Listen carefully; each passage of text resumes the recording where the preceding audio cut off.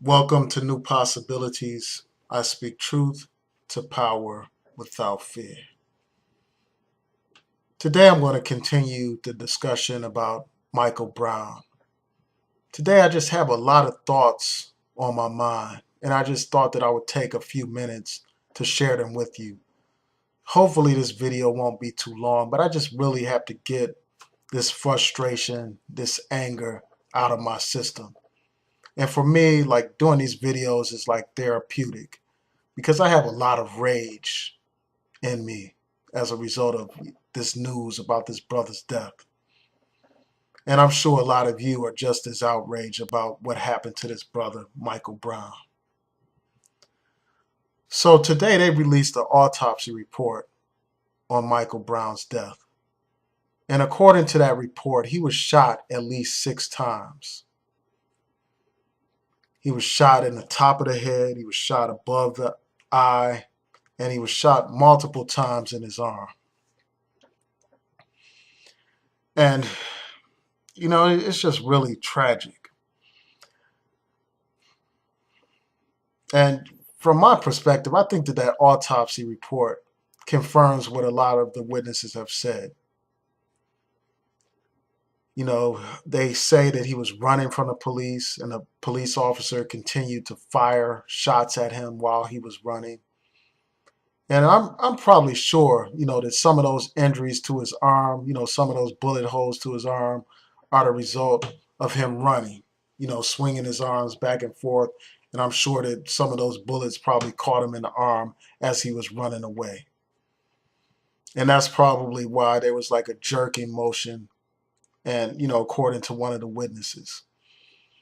And then I'm sure that after he got shot in his arm, he turned around, according to the witnesses. And then, he had his hands raised, he was raising his hands. And he probably got shot a couple of more times in his arm at that point. And then as a result of that pain, he probably bent over. And then that's probably when he got shot in the top of the head and shot in the eye.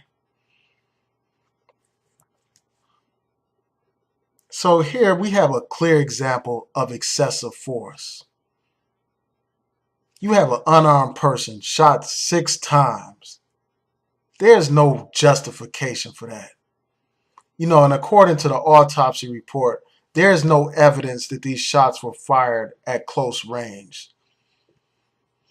So more likely than not, Michael Brown was quite some distance away from that officer when he shot him, when the officer shot Michael Brown. So the suggestion that this unarmed man posed a threat at a distance, it doesn't add up. It doesn't make sense. The story stinks. And you have 3 witnesses that confirm, the account that he was running, that he got shot, that he turned around, raised his hands, and was shot more times by this officer. So it's really outrageous. And I'm just really troubled by a lot of the news and a lot of the comments that I see here on YouTube. Someone posted a video that showed the immediate aftermath following the shooting. It showed his body lying in the middle of the street, and you could hear some of the people surrounding the area making comments. And I noticed that a lot of the comments to this video, in the comment section on YouTube, a lot of the comments were completely callous. They expressed an utter contempt for black people. They basically said that he deserved to die, that he was a thug, that he deserved to die. Again, I'll emphasize this point. There was no connection between the police interaction and that supposed robbery. No connection whatsoever. The police stopped him for jaywalking. This brother ended up losing his life because he was jaywalking, because he was walking in the middle of the street. This had nothing to do with that robbery. The only reason why that whole robbery videotape was released at the time when it was released was to discredit this brother, to demonize this brother, to niggerize this brother, to make the people hate this brother, to make the people despise this brother, and to make the people have no concern about justice for that brother. That's why they released that tape when they released it. And it plays into the propaganda. People have been programmed to despise black people. We have been programmed to think of black people as subhuman. We have been programmed to view black men as thugs, as gangsters, as criminals, as people worthy of death, as worthy of death. And some people have gone so far as to say, basically, one less nigger to worry about. So they are happy to hear that this brother is dead. They are actually happy. They have bought into the propaganda, much like the Germans bought into the propaganda during Nazi Germany. In Nazi Germany, the people were taught to equate Jews with rats, much like how people are taught today to equate black people with apes and monkeys and thugs and savages. So when a black person dies, nobody cares because they have been desensitized and programmed to devalue black life. And that's part of the reason why that officer felt it was okay to shoot this black man 6 times, even though he was unarmed. He thought that he could kill this black man and everyone would accept it. Everyone would accept it. And, unfortunately, it's not only white people who have this mentality where they think that it's good to have one less black person around, but you have a lot of confused, ignorant black people who talk about how the thug deserved it. And I wonder if those same black people will feel the same way if Michael Brown was their brother, if Michael Brown was their son. Would they still express that kind of contempt for a black man? Now, even if this brother robbed that store, stole some cigarettes, some cigars, you can't tell me that's worthy of this brother losing his life. You can't tell me that that brother deserves a death sentence, a summary execution. You can't tell me that. You can't tell me that this officer had the right to play the role of judge, jury, and executioner. You can't tell me that. We're taught that this country is supposed to be a democracy. It's supposed to value due process. You can't tell me that brother deserved to die because he allegedly stole some cigars from a store. Get the hell out of here with that nonsense. Something is wrong with you if you believe that. You had some crazy people do some crazy things. Like that guy who shot up the movie theater, that white man. He shot up a movie theater. He still got due process. He's facing his time in court. I didn't hear these same people clamoring for his immediate execution or saying, why didn't the police kill him? I don't hear them saying that. That man who shot the congresswoman and a couple of other people, he was arrested. He faced the criminal justice system. So why should our black youth be gunned down in the street because they are labeled as a quote unquote thug when you have these mass killers, these serial killers being entitled to their day in court. I tell you, I mean, it's like some people are so brainwashed and so ignorant that they will celebrate the demise of their own people, the demise of their own.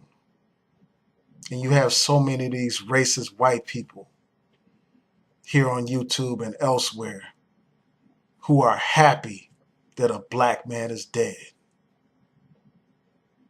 They are rejoicing and celebrating the death of a black man because in their minds, it's one less nigga to worry about.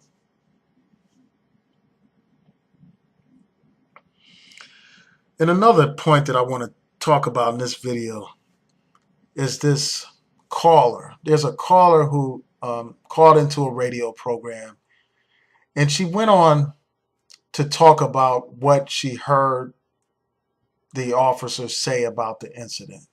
And I can't remember if she heard it firsthand directly from the officer or if she heard it from the officer's spouse or wife. But anyway you slice it, this woman is basically talking about what she heard somebody say.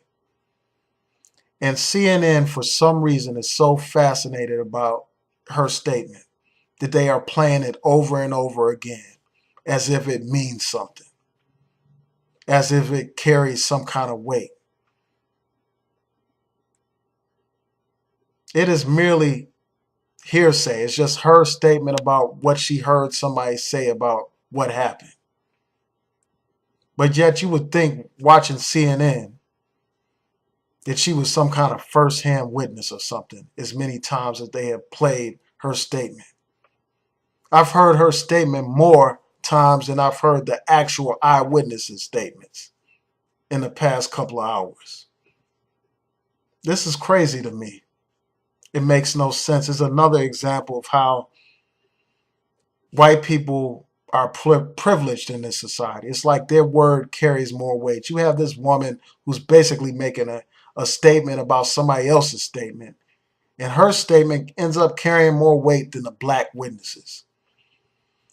And that just brings me to another point about the mentality of a lot of the people that have commented on some of these videos. They are presented with evidence. You know, they're presented with at least 3 eyewitnesses that say that Michael Brown didn't pose a threat and that he was basically executed by this police officer. In light of all that evidence, these people suffer from cognitive dissonance. They cannot accept the idea that this black man didn't pose a threat to the officer.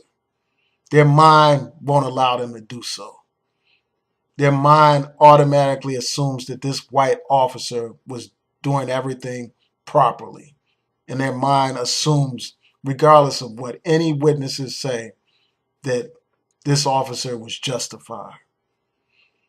And, you know, again, that just reflects the sick mentality of a lot of people. So I just had to say that before I carried on with this video. Another thing I want to talk about is Obama's statement. You know, obviously he's the president.